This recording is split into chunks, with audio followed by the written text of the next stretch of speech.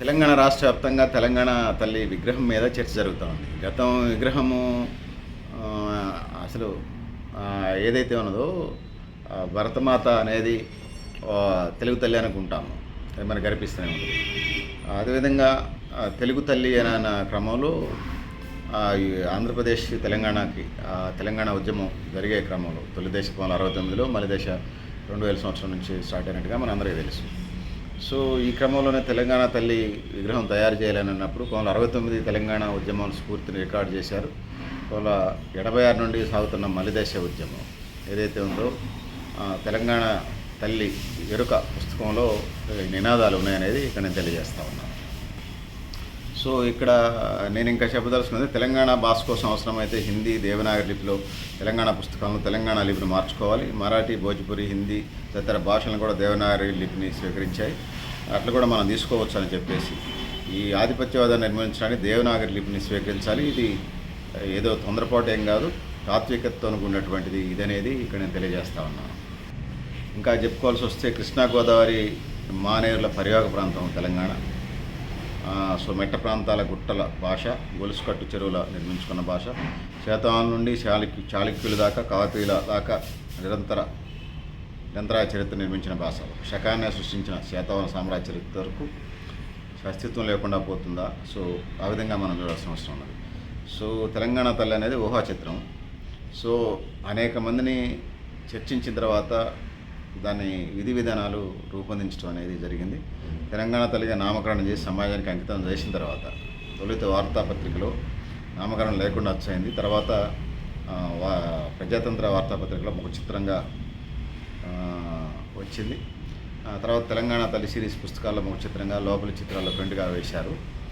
తెలంగాణ తల్లి బతుకమ్మ కూడా ఉంటే బాగుంటుంది అనేది ఆనాడు ఒక చర్చ. మలిదశ తెలంగాణ తల్లి ఉద్యమంలో బతుకమ్మను కూడా యాడ్ చేశారు. సో నిజామాబాద్ తెలంగాణలో ధూమ్ధాంలో మధుయాస్కి దాన్ని ఆవిష్కరించినట్టుగా మనకి ఉన్నటువంటి సమాచారం. అందశ్రీ అయితే పాఠం రాసి తెలంగాణ తల్లికి సంబంధించి ఒక రూపం ఇచ్చినట్టు కనపడతా ఉంది. సో తర్వాత పోస్టర్లకి బ్యానర్ల దాకా వచ్చింది. సో ఇప్పుడు తెలంగాణ తల్లి ఎలా ఉండాలనే దాని మీద మెడలో హారాలు, బంగారం హారాలు, ఒక చేతిలో బతుకమ్మ, రెండో చేతిలో పాడి పంటలకు సంబంధించినటువంటి ఇది కనిపిస్తూ ఉంది. సో నిజంగా తెలంగాణలో తెలంగాణ తల్లి కానీ ఇప్పుడున్నటువంటి భారతీయ తెలంగాణ ఆడపడుచులు ఆడబిడ్డలు ఎవరైతే ఉన్నారో వాళ్ళందరూ ధనవంతులు కాదు. తెలంగాణ ధనిక రాష్ట్రం అయితే కావచ్చు, కానీ తెలంగాణ ప్రజలు సామాన్యులు అనేది ఇక్కడ నేను తెలియజేసుకున్నాను. అందుకోసం నేను బంగారు నగల ఆభరణాలు అక్కర్లేదనేది అభిప్రాయం. తెలంగాణ తల్లి భవనం 1935 నుండే ఉంది. నైజాం రాజ్యంలో నిజామాంధ్ర సభా గ్రంథాలోద్యమం, సామాజిక చైతన్యం అట్లా జరుగుతున్నటువంటి క్రమం ఉంది. తెలంగాణ తల్లి గురించి ప్రజల్లో ఒక భావన ఉంది. తల్లిని ప్రశ్నిస్తూ, ఆరాధిస్తూ, ఆహ్వానిస్తూ కొన్ని పాటలు కూడా రాశారు. ఆ రోజుల్లో రాసినటువంటి అనేక మంది కవులు, గాయకులు ఉన్నారు. 1940లో తెలంగాణ తల్లిని కీర్తిస్తూ పాట రాశారు. 1935లో పడిన గోల్కొండ కవుల సంచికలో కూడా హైదరాబాద్ మాత పేరుతో కొన్ని పద్యాలు, దాశరథి రంగాచార్య, రావేళ్ళ వెంకటరామారావు గారు కూడా పుస్తకాలు రాశారు. సో నా తెలంగాణ తల్లి, కంజాతవల్లి రాశారు. నేటి తెలంగాణ తల్లి రూపకల్పనలు అందరూ పాల్గొన్నటువంటి పరిస్థితులు. తల్లి అస్తిత్వం, ప్రాధాన్యత, చరిత్రల గురించి వ్యాసాలు కూడా టన్నుల కొద్ది ఉన్నాయి. సో ఆ విధంగా చూసినప్పుడు తల్లి తొలి రూపం సాధికారికంగా సచివాలయం కొలువు తీరుతున్న వేళ తెలంగాణ తల్లి కష్టజీవి, కొంగు నడుము చుట్టి కష్టజీవికి స్వాగతం. తెలంగాణ తల్లికి ఎన్నో రూపాలు ఉంటాయి, ఒకటే రూపం అనుకోలేము. సో అన్ని రూపాలు తెలంగాణ తల్లి అని. సో అందుకోసం సో ఒకవైపు ఆకుపచ్చ, అది వ్యవసాయ రంగానికి, దేశం పచ్చగా సస్యామలంగా ఉండడానికి గుర్తుగా భావించవచ్చు. చేతిలో కంకులు అవి ధాన్యాగారాలు అయితే భాండాగారాలకి అది నిలవగా భావించవచ్చు. హస్తం గుర్తు అనేది ఒకటి మొదలు ఇంకా తెలంగాణ సంస్కృతిని ప్రతిబింబించే విధంగా ఉంటే మంచిది. కొంగు నడుముకు చుట్టినటువంటి ఆడబిడ్డ తెలంగాణ తల్లిగా మనకు కనిపెడతా ఉంది. సో ఎందుకంటే పనిలో, శ్రమలో పనిచేసుకునేటప్పుడు అట్లా కొంగు నడుముకి చుట్టి ఆ విధంగా ఉంటుంది తెలంగాణ తల్లి విగ్రహం లాగా. పని చేసుకునేటప్పుడు పని సంస్కృతిలో అదొక భాగం, ఆ విధంగా ఉంటుంది. సో తలలో కిరీటేలా పెట్టడానికి అంతంత ధనిక రాష్ట్రం కాదు తెలంగాణ రాష్ట్రం. సో అది తెలియజేస్తూ ఉన్నాను. సో ఇక్కడ బీజేపీ వాళ్ళు ఆకుపచ్చదంటే ముస్లిం సింబాలిక్ అని వాళ్ళు చెప్తా ఉన్నారు. సో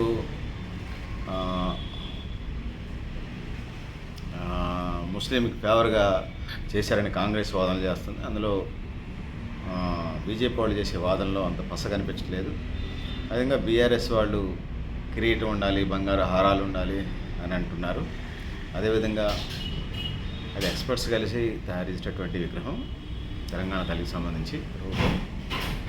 సో చాలా సోషల్ మీడియాలో రేవంత్ రెడ్డి ముఖ్యమంత్రి గారి కూతురు లేకపోతే భార్యని ఫోటోలు పెట్టి దాన్ని ప్రత్యామ్నాయంగా పెట్టారంటున్నారు. ఇంకా బీసీలు, బడుగు వర్గాల సమాజం నుంచి, ముఖ్యంగా రజక సమాజం నుంచి తెలంగాణ తల్లి అంటే చాకలి ఎల్లమ్మ పెట్టాలని కూడా ఒక డిమాండ్ వినపడతా ఉంది.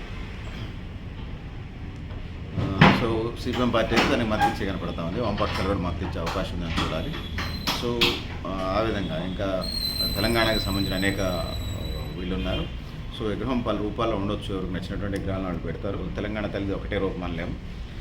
చరిత్ర, సంస్కృతి, వారసత్వాలకు సంబంధించి ఏదైతే ఉన్నదో వాటిని మనం మనన చేసుకునే విధంగా ఎవరు వచ్చినా కూడా అది ఉండే విధంగా అది ముందుకు వెళ్ళాల్సిన అవసరం అయితే ఉన్నది. అయితే ఒక చేతిలో కంకులు, ఒక చేయి అస్తం గుర్తు, అంటే ఆశీర్వదించి దేవుడు ఆశీర్వాదం ఉన్నట్టుగా ఉంది, అస్తం గుర్తులాగా ఉన్నది.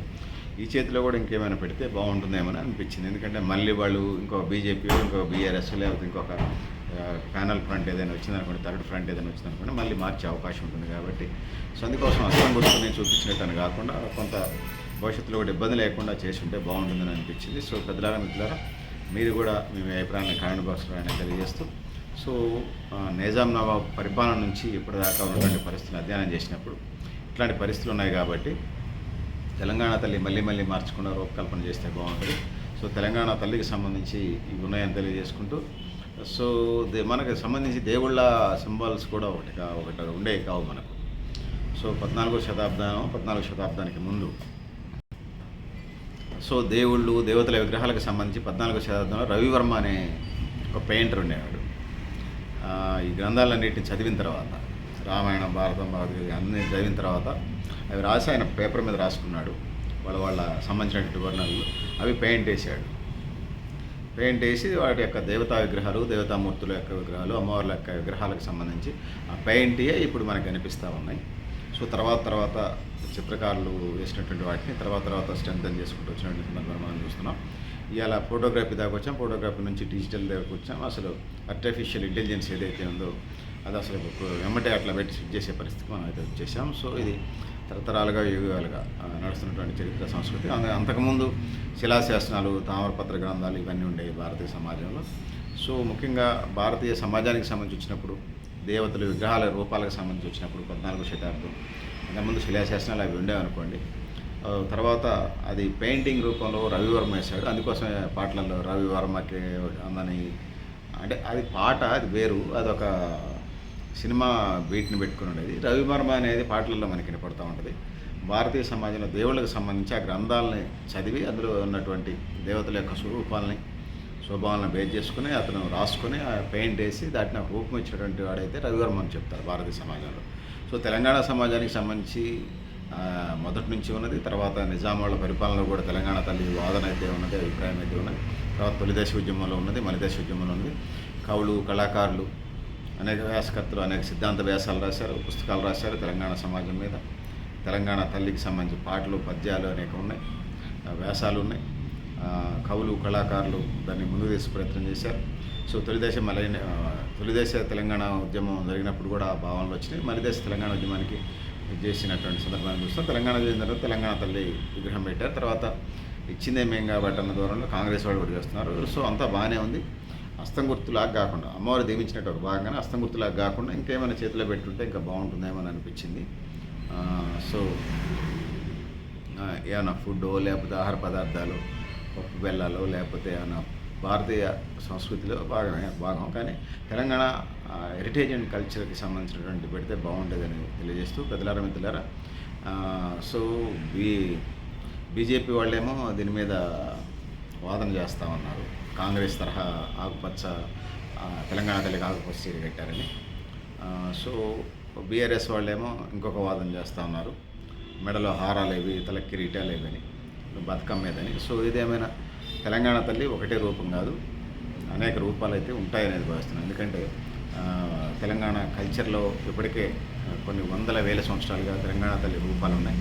అవి అక్కడ తెలంగాణ అసెంబ్లీ సచివాలయం దగ్గర పెట్టేటువంటిది కాకుండా ఇంకా మన తెలంగాణ తల్లికి సంబంధించి మనం అనేక రూపాలుగా మనం చేసుకోవచ్చు, మనం వర్ణించుకోవచ్చు, చెప్పుకోవచ్చు. అనేక వందల వేల సంవత్సరాలకు సంబంధించినటువంటి చరిత్ర తెలంగాణకు ఉన్నది. సో అందుకోసం మీరు కూడా మీ అభిప్రాయాన్ని కామెంట్ బాక్స్లో తెలియజేస్తూ నేను గరిడేపల్లి శిక్షణ న్యూ లక్ష్య ఆర్గనైజేషన్.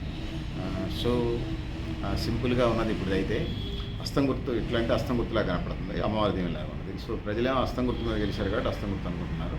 సో ఆ చేతిలో కూడా ఇంకేమైనా పెడితే భారతీయ అంటున్నాను సార్, భారతమాత అది వేరు సంగతి, అది వేరు చర్చించుకున్నాం. తెలంగాణ తల్లికి సంబంధించి తెలంగాణ ఆచార వ్యవహారాలకి హెరిటేజ్ అండ్ కల్చర్కి సంబంధించినటువంటి అంశాలు నివిడీకృతం చేసి పెడితే బాగుంటుంది అనిపిస్తూ ఉంది. సో మీరు కూడా పెద్దలారా మిత్రులారా, మీరు కూడా మీ అభిప్రాయాలు కామెంట్ బాక్స్లో రాయడం తెలియజేస్తూ నేను గరిడేపల్లి శిక్షణ న్యూ లక్ష్య ఆర్గనైజేషన్.